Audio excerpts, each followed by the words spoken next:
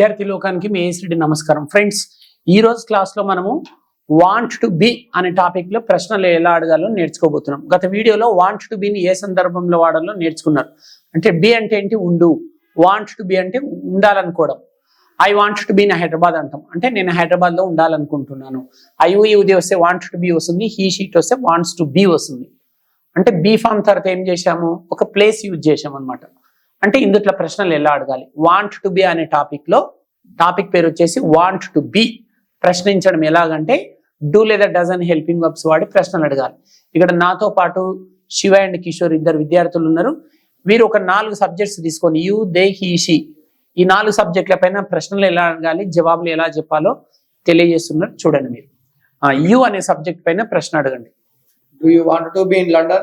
Yes, I want to be in London. నీవు London లో ఉండాలనుకుంటున్నావా అని అడిగాడు ఈ అబ్బాయి. Do you want to be in London అంటే yes I want to be in London అని అన్నాడు. యూ అయిపోయింది. They, Do they want to be in London? Yes, they wanted to be in London. అంటే వారు లండన్ లో ఉండాలని అనుకుంటున్నారంటే అవును అని అంటుండు. He, Does he want to be in London? Yes, he wants to be in London. అంటే అతడు London లో ఉండాలని అనుకుంటున్నా అంటే ఎస్ అంటుండు. She, Does she want to be in London?